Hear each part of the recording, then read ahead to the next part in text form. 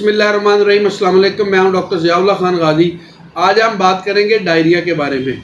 Diarrhoea और dysentery के दोनों के दरमियान जो एक फ़र्क है उसके बारे में वजाहत करूंगा और इसकी अलामात बताऊंगा, इसकी वजूहात के बारे में बात करेंगे और आखिर के अंदर मैं आपको होम्योपैथिक तरीका इलाज बताऊंगा जिससे आप डायरिया की मेडिसिन अलग हैं और डाइसेंट्री की मेडिसिन अलग हैं।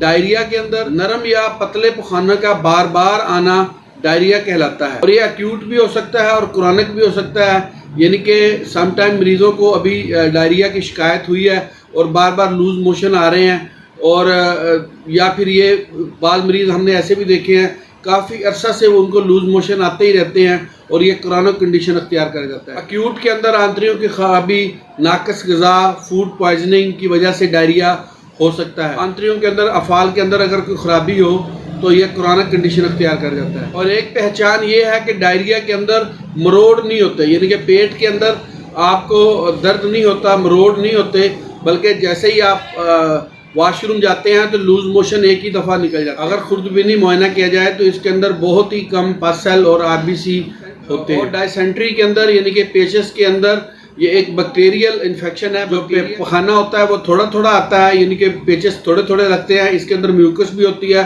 और खून की अमेजश भी साथ शामिल होती है और ये बैक्टीरियाई इन्फेक्शन की वजह से होता है। इसके अंदर बैक्टीरिया की वजह से अगर आपको इंटेस्टाइनल इन्फेक्शन हो गया है तो फिर पेचेस लग जाते हैं। गैस्ट्रोइंटेराइटिस अमूमन जो एपिडेमिक यानी कि वबाई डायरिया होता है या डाइसेंट्री होती है, इसको गैस्ट्रोइंटेराइटिस कहते हैं। ये इन्फेक्शन की वजह से होती है। बैक्टीरिया या प्रोटोजोन वायरस इसकी सबब बनते हैं। डाइसेंट्री की दो किस्में होती हैं, एक एम्बिक डिसेंट्री जो कि एनेट एम्बा की वजह से होती है और दूसरी बैसिलर डिसेंट्री जो कि बैसिलाई बैक्टीरिया की वजह से होती है। ये पेचेस बैसिलाई बैक्टीरिया की एक्यूट इन्फेक्शन है। खून और म्यूकस शामिल होती है, साथ बुखार भी हो सकता है। इसमें जिस्म के अंदर अक्सर पानी की कमी हो जाती है, इसको मद्देनजर रखना चाहिए। इसकी अलामात बारे में बात कर लेते हैं। मतली, कै और सर दर्द होता है। पखाना में खून, म्यूकस और लेसदार मवाद खारिज होता है जिसकी वजह से जिस्म का टेम्परेचर बढ़ जाता है। जुबान साफ होती है और अमूमन एक हफ्ता तक प्रॉब्लम रहती है। शुरू में पहले पखाने आते हैं जो जल्दी खून और म्यूकस में शामिल हो जाता है। खाने के अंदर झागदार मवाद शामिल हो जाता है। बुखार 100 या 102 पे चल जाता है। जुबान के ऊपर एक तह सी जम जाती है। नब्ज़ कमजोर और बारीक हो जाती है। शदीद हालतों के अंदर टेम्परेचर बढ़ जाता है जिसकी वजह से पानी की कमी हो जाती है और कभी कभार इसकी अलामात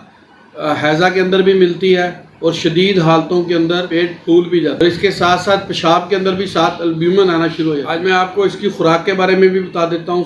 शुरू के अंदर जौ के पानी के साथ चीनी मिला के इस्तेमाल करवाएं। हल्की चाय वाली और नमकीन साथ दें। चावल और लस्सी से बाद मरीजों के अंदर गैस पैदा होनी शुरू हो जाती है, लिहाजा उनको आप दही की लस्सी बनाकर दे सकते। इसमें नमक मिलाकर दें ताकि बार बार पखाने की वजह से जो जिस्म के अंदर नमकियात की कमी हो जाती है वो ना होने पर। बैसिलर डाइसेंट्री के लिए होम्योपैथिक के अंदर मरक्साल, टाक्स और कालोसेंटीन इंतहाई अहम अद्वियात हैं, आप साथ इस्तेमाल कर सकते हैं। इब्तदा के अंदर जो सबसे पहली दवाई है वो है एकोनाइट। अगर खून मिला या म्यूकस मिला हुआ पखाना से आए और बार बार लूज मोशन लगे हों तो आप एकोनाइट 30 को इस्तेमाल करें। इब्तदा की सबसे पहली दुआ ये है, उम्मीद होती है कि इसी दुआ से जो आपके डायरिया या डाइसेंट्री के जो पेशेंट है वो फ़ौरन उसके ऊपर ठीक हो जाते हैं। 30 में सुबह दोपहर शाम एक के खुराक दें तो अमूमन पेशेंट को पहले ही दिन अफाका पड़ जाता है। दूसरी जो इसके अंदर दवाई इस्तेमाल की जाती है वो रुस्टॉक्स है। अगर म्यूकस बहुत ज़्यादा पखाने के साथ निकल रही है और साथ खून भी मिला हुआ है तो पेशेंट को आप रुस्टॉक्स इस्तेमाल करवाएं। अगर मरीज़ भीगने से यानी कि नहाने से उसकी तकलीफ़ में इजाफा हो जाए तो रुस्टॉक्स बड़ा अच्छा काम है। तो आप 30 में दें, सुबह दोपहर शाम एक के खुराक चंद दिन इस्तेमाल करने से ये पानी की कमी भी ठीक हो जाती है और पेशेंट की अलामात भी ठीक हो जाती है। अगली जो इसके अंदर दवाई इस्तेमाल की जाती है वो है मरक्साल। लेसदार पखाना हो और उसकी वजह से बहुत ज़्यादा कमज़ोरी हो गई हो और मरीज़ सख्त मायूस हो गया हो तो आप मरक्साल को इस्तेमाल करें। इसकी वजह से मरीज़ के मुंह से बदबू भी आना शुरू हो जाती है। मरक्साल वैसे भी पेशेंट्स के लिए मखसूस दवा है, इसको आप 30 के अंदर इस्तेमाल करें। सुबह दोपहर शाम एक के खुराक इसकी दें। अगली जो इसके अंदर दवाई इस्तेमाल की जाती है वो कालोसेंटा।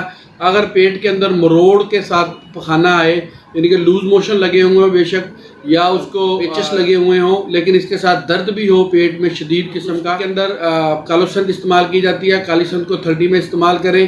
पेट के दर्द के लिए इंतहाई मुफीद दवा है। ये बच्चों को भी दी जा सकती है और बड़ों को भी इस्तेमाल करवाई जा सकती है। हर किस्म के मोशंस के अंदर ये इंतहाई मुफीद दवा है। होम्योपैथिक की इन अद्वियात को अपनी अलामात के साथ इस्तेमाल करें और इनसे मुस्तफ़ीद हों। बहुत शुक्रिया, अपना ख्याल रखिएगा और हमारे इस चैनल का भी ख्याल रखिएगा। इसी तरह की इन्फॉर्मेटिव वीडियोज़ मैं आपके लिए बनाता रहूँगा। अल्लाह हाफ़िज़।